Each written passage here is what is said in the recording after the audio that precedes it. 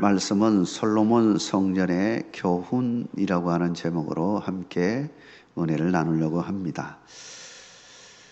오늘 본문은 솔로몬이 성전을 건축하는 과정에서 주어지는 말씀입니다. 솔로몬이 성전을 건축하는 일은 전적으로 하나님의 은혜였고 그리고 하나님의 뜻 가운데서 이루어졌습니다. 다윗이 얼마나 하나님의 성전을 지어보려고 노력을 했습니까? 그렇지만 성전을 지을 수가 없었죠. 하나님이 허락하지 않았기 때문입니다. 이렇게 보면 성전 건축이라고 하는 것은 전적으로 하나님의 손에 달려 있음을 알 수 있습니다. 이렇게 해서 성전을 건축하게 되었다는 것은 바로 성전 건축의 디자인과 설계자는 하나님이라고 하는 사실을 잘 보여줍니다. 하나님의 집, 성전에는 궁극적으로 미래에 전개될 교회를 향한 하나님의 비전과 하나님의 꿈이 그 속에 잘 담겨져 있습니다. 바로 성전은 교회의 모형이었던 것입니다. 그래서 고린도전서 3장 16절에 이렇게 말하고 있습니다. 너희는 너희가 하나님의 성전인 것과 하나님의 성령이 너희 안에 계시는 것을 알지 못하느냐라고 말씀하고 있습니다. 고린도후서 6장 16절에서는 하나님의 성전과 우상이 어찌 일치가 되리요? 우리는 살아계신 하나님의 성전이라 라고 말하고 있습니다. 이렇게 보면 우리 자신이 살아계신 하나님의 성전이요 교회임을 분명히 말하고 있는 것입니다. 사랑하는 성도 여러분, 우리 모두가 교회요 성전임을 믿으시기를 주의 이름으로 축원합니다. 따라서 솔로몬의 성전 건축에 나타난 많은 이미지는 곧 오늘 이 시대에 우리 교회들과 성도들에게 주는 아주 중요한 교훈들을 담고 있음을 알 수 있습니다. 그래서 오늘은 이 말씀을 통해서 이 시대에 우리가 성전으로서 하나님의 집으로서 과연 어떤 믿음의 생활을 살아야 하는지를 본문을 통해서 살펴보려고 하는 것입니다. 하나님의 은혜가 여러분과 함께 하기를 주의 이름으로 축원합니다. 먼저는 성전 건축의 목적에서 우리는 하나님의 이름을 위한 삶을 배울 수가 있습니다. 다윗은 그의 생애 가운데 그가 하고 싶은 일 거의 다 이루었습니다. 그러나 단 한 가지 할 수 없었던 일이 있었습니다. 그것은 바로 성전을 건축하는 일이었습니다. 그가 성전을 건축할 수 없었던 이유에 대해서 하나님께서 그에게 말씀해 주셨는데 그것은 네가 전쟁에서 피를 많이 흘렸기 때문이다 라고 말씀해 주셨습니다. 그리고는 그는 성전 건축을 준비하는 것은 했지만 건축을 하는 것은 그 다음 왕에게 맡겼습니다. 성전의 목적과 기능이 다윗의 행적과 부합되지 못했기 때문에 하나님께서 거부하신 겁니다. 열왕기상 5장 3절을 보면 솔로몬이 두로의 히람에게 자기 자신은 왜 성전을 건축하게 되었는지 말하는 장면이 있습니다. 당신도 알거니와 내 아버지 다윗이 사방의 전쟁으로 말미암아 그의 하나님 여호와의 이름을 위하여 성전을 건축하지 못하고 라고 말하고 있습니다. 이 말씀의 본문에 살펴보면 다윗이 왜 성전을 건축하지 못했는지가 나와 있고, 성전 건축하는 것이 누구를 위한 것인지 분명하게 나타나 있습니다. 바로 하나님의 이름을 위한 것임을 명확하게 하고 있는 것입니다. 다윗의 이름을 위하여, 솔로몬의 이름을 위하여, 정복자의 이름을 위하여 건축하는 것이 아닙니다. 성전 건축은 하나님의 이름을 위한 것임을 분명하게 말하고 있는 것입니다. 하나님의 이름에는 하나님의 이미지가 잘 나타나 있죠. 특별히 여호와 샬롬, 샬롬, 평화. 하나님은 평화로우신 분이죠. 평화와 화목을 원하시는 분이 바로 하나님이십니다. 예수님이 오신 이유도 바로 평화와 화목을 위해서 오셨죠. 그것이 가장 잘 실현된 장소가 바로 성막이고 성전인 것입니다. 따라서 하나님이 다윗에게 허락지 않은 것은 전쟁으로 피를 많이 흘렸기 때문이다 라고 했는데요. 바로 전쟁의 피와 그리고 성전에 더해지는 이 피는 완전히 다른 것입니다. 성전의 피는 전쟁이나 억압에 의한 피와는 성격 자체가 다른 것입니다. 권력과 힘으로 평화하는 것은 참다운 평화가 아닌 것입니다. 하나님의 뜻은 권력과 힘으로서 평화하는 것이 아닙니다. 성전에서 드려지는 피제사는 자발적이고 희생적인 사랑과 용서와 헌신을 통한 피 흘림이었던 것입니다. 이를 잘 보여주는 것이 바로 성전, 그 성전이 세워진 장소였음을 잘 말씀하고 있습니다. 역대기 3장 1절에 보면 성전이 세워진 장소에 대해서 말하는 장면이 있습니다. 이렇게 말하고 있습니다. 솔로몬이 예루살렘 모리아 산에 여호와의 전 건축하기를 시작하니 그곳은 전에 여호와께서 그의 아버지 다윗에게 나타나신 곳이요 여부수 사람 오르락의 타작 마당에 다윗이 정한 곳이라. 이렇게 말하고 있습니다. 성전이 세워진 그 장소는 아브라함이 100세에 낳은 아들 이삭을 드렸던 그 모리아산, 그 모리아산이었음을 분명하게 말하고 있습니다. 아브라함은 하나님의 말씀에 순종하여 이삭을 피제사 제물로 드리기 위해서 그를 데리고 모리아산으로 올라갑니다. 실제로 그는 이삭을 데리고 가서 거기서 꽁꽁 줄로 묶고서는 그를 죽이려고 탁 칼을 들고 죽이려고 팍 합니다.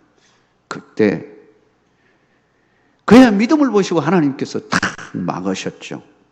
그리고는 대신 제물을 보여주시는데 바로 양이었습니다. 이 양으로 피제사를 드리게 한 겁니다. 이 모리아 산에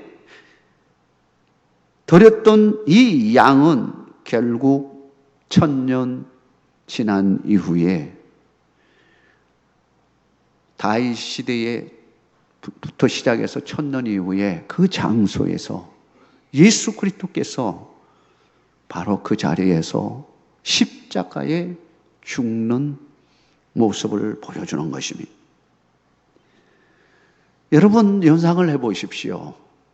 모리아 산에서 드려졌던 그 피제사와 그리고 솔로몬에게 말했던 그 드려졌던 그 성전에서 드려졌던 피제사와 그리고 또 1000년 이후에 드려졌던 예수 그리스도의 모든 것을 들여서 드려졌던 피 흘림의 그 죄 용서의 피를 여러분 생각해 보십시오.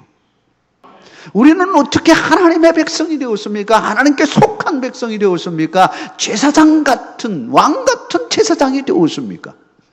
바로 예수 그리스도의 보혈을 통하여 우리는 이와 같은 축복을 누리게 된 것입니다.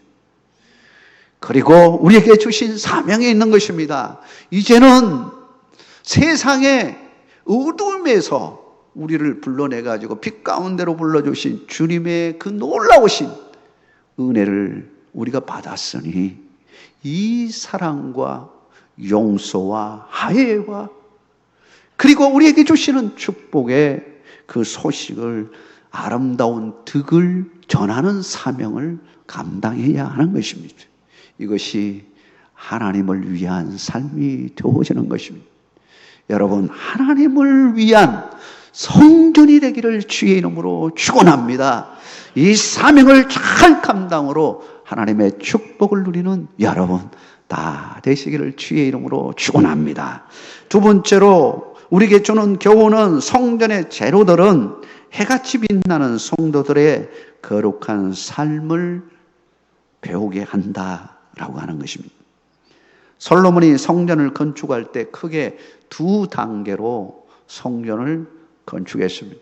먼저 첫 번째는 기초석을 쌓고 다지고 그리고는 건물 골조를 세우는 그런 구조를 가지고 있습니다. 외관을 탁 만드는 것이죠. 건물의 외관을 먼저 짓는 일을 1단계로 했습니다. 그리고 2단계는 그 안에 이제 내 안에 있는 그 안에 있는 것을 이제 갖추어가는 그러한 것을 했음을 알 수 있습니다. 1단계의 성전 기초와 외관을 건축하는 데 있어서 중요한 것이 있었습니다. 그것은 돌이었습니다. 석재, 돌로서 깎아서 그리고 이제 밑에 바닥을 딱 만들고요. 그 위에다가 돌을 쌓아서 또 돌기둥을 세워서 위로 올린 다음에 그리고는 위쪽에다가 백양목 이제 나무를 통해서 이 들보도를 세워가지고 지붕을 세우는 그런 구조를 했습니다. 두 번째 단계에서 내장을 완공했는데요. 내장에는 먼저는 백양목 늘판지로 싹 안에 내장을 전부 덮었습니다. 요즘 리모델링을 하면 뭐 여러 가지 구조로 뭐 하지 않습니까? 벽면을 어떻게 할 건가? 이게 굉장히 중요한데 성전 안에 벽면은요 향이 싹 나는 이 백양목으로 전부 널판지를 다 대가지고 싹 둘렀어요. 전부 싹 두르고요. 두 번째는요 그 위에다가 금, 정금, 금을요 판을 만들어서 금박이겠죠. 그걸 다 덮었어요. 전부 덮었어요. 그러니요 안에 들어가면 얼마나 향기가 나고 그리고요 거기에 빛이 쫙 이렇게 나는 안에는 동잔도 있잖아요. 그러니 그 빛이 쫙 비추어서요 찬란한 빛이 쫙 비추는 걸 여러분 생각해요. 하나님의 임재하심이 있는 그 장소에서 빛이 쫙 날 때에 온 안에가 빛으로 가득하는 모습을 여러분 상상이 되어질 것입니다. 이것은 어떤 상징을 가지고 있느냐라고 하는 설계자의 의도가 그게 다 담겨져 있는 겁니다. 왜 하나님은 이렇게 건축하게 하셨느냐라고 하는 거예요. 그냥 단순히 아름다움만을 위해서 이렇게 건축했느냐? 그것이 아니라고 하는 거예요. 그 속에는 미래에 있을 교회를 향한 메시지가 거기에 담겨져 있는 겁니다. 그리스도인은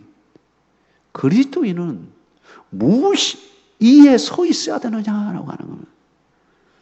사랑하는 성도 여러분, 우리 그리스도인들은 반석 되시는 예수 그리스도 위에 든든히 서 있어야 합니다. 그래야 성전이 되는 것이고 그 성전은요, 홍수가 나고 창수가 나고 어떤 어려움이 와도 흔들리지 않는 교회 성도가 되어지는 것입니다. 솔로몬은 이 성전을 짓는데 엄청난 규모의 많은 정금을 하나님 앞에 바쳤습니다. 이는 우리에게 뭘 보여줄까요? 솔로몬에게 있어서 금이라고 하는 것은 참으로 중요한 겁니다. 이 금을요, 그 안에 전부 다 금으로 다 이렇게 하려면요, 엄청난 금이 들어가요. 네. 오늘날에도 금이 너무 귀한 것이죠. 귀한 것입니다. 여러분에게 있어서 소중한 것이 무엇입니까? 우리는 소중한 것을 하나님 앞에 드릴 수 있는 결단과 믿음이 있어야 하는 겁니다. 나에게 있어서 가장 소중한 것이 뭔지 알려면요, 내가 버리지 못하고 있는 것이 뭔지를 깨달으면 알 수 있습니다. 여러분이 버리지 못하는 거, 네. 우선순위에 있어서 늘 첫 번째로 올라가는 게 뭐냐, 이걸 알면요, 그게 가장 귀한 거예요. 근데 그 귀한 것을 하나님이 바쳐라고 한다면 여러분 어떻게 하실래요? 그게 나에게 있어서 돈이 될 수도 있고요, 명예가 될 수도 있고요, 시간이 될 수도 있고요, 재능이 될 수도 있습니다. 이걸 하나님의 영광을 위하여 바치라고 한다면 여러분 어떻게 할 것 같습니까? 마지막으로 하나님의 임재는 말씀에 순종하고 헌신하는 삶을 교훈하고 있는 겁니다. 사실은 이 교훈을 위해서 하나님은 성전을 보여주셨어요. 그 성전 그 자체 화려함과 아름다움을 나타내시기 위해서 성전 건축하라고 한 것이 아님을 볼 수 있습니다. 성막이 하나님이 임재하는 장소였던 것처럼 성전 또한 동일하게 하나님이 거하는 장소였습니다. 그러나 하나님의 임재하심은 건물에 있지 않았습니다. 하나님의 임재하심은 하나님의 명령에 순종하고 그것을 지켜 행하는 자에게 이 마음을 강조하고 있는 겁니다. 오늘 금방 우리가 읽었던 열왕기상 6장 11절 13절까지 말씀이 보여주는 겁니다. 다시 한번 보겠습니다. 여호와의 말씀이 솔로몬에게 임하여 이르시되 네가 지금 이 성전을 건축하니 네가 만일 내 법도를 따르며 내 율례를 행하며 내 모든 계명을 지켜 그대로 행하면 내가 네 아버지 다윗에게 한 말을 네게 확실히 이룰 것이요 내가 또한 이스라엘 자손 가운데 거하며 이스라엘 자손 가운데 거하며 이 거하는 것이 임재하시는 것, 임마누엘 우리 하나님이 함께 하시는 것을 말하는 겁니다. 그하며 내 백성 이스라엘을 버리지 아니하리라 하셨더라. 여러분 한참 성전을 건축하고 있습니다. 성전을 건축하는 그 중간에 1차로 외관 다 만들어 놓고 웅장함이 딱 서 있는데 그 다음에 이제 내장을 해야 하는 그 시점에 중간에 하나님께서 다시 한번 솔로몬에게 나타나셔가지고 말씀해 주시는 겁니다. 너 성전 짓는 그것에 그 하나님의 의도를 잊지 말라라고 하는 거예요. 성전을 왜 짓냐라고 하는 거죠. 너 왜 교회 다니냐라고 하는 거죠.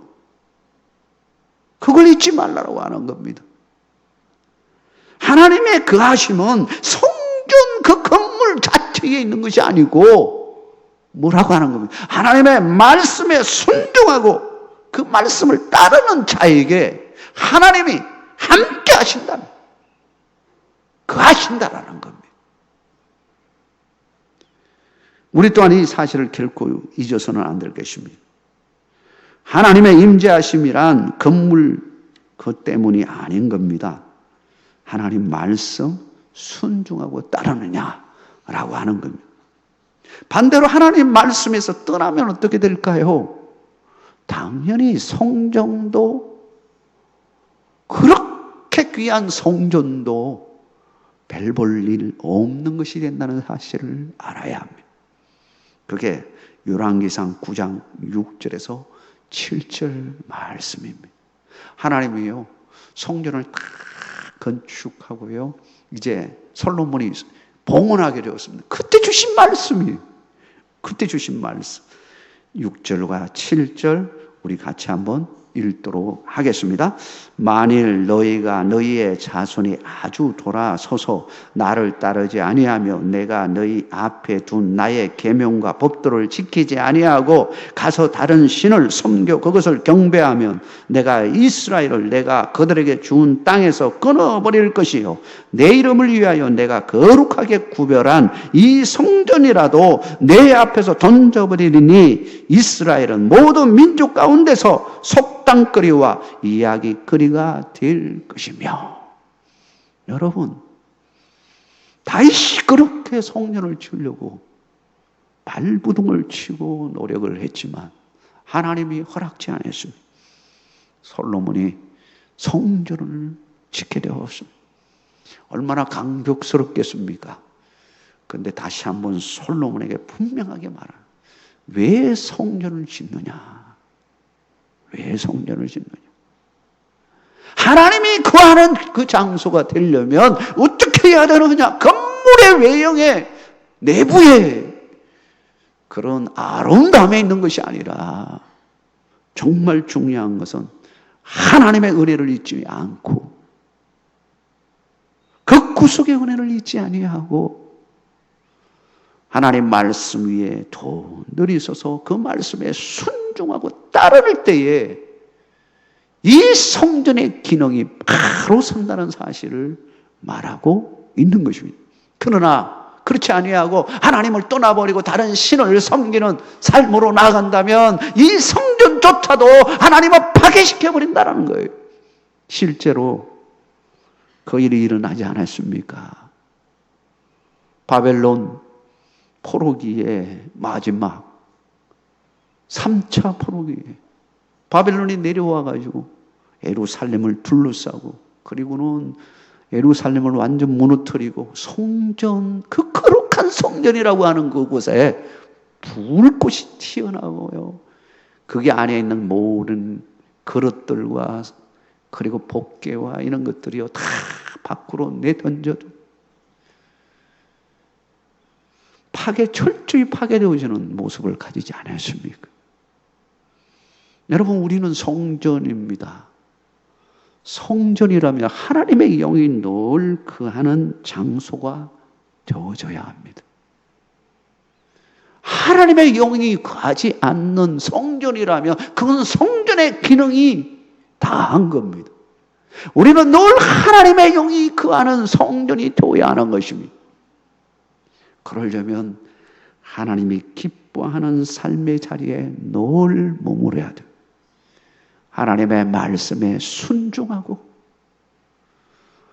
그리고 그 말씀 따라 살아갈 때에 거룩한 백성으로서 하나님의 영이 충만히 임하는 거룩한 성전이 됨을 여러분 믿으시고 순간순간 하나님의 영광을 위하여 사는 여러분 되시길 주의 이름으로 축원합니다.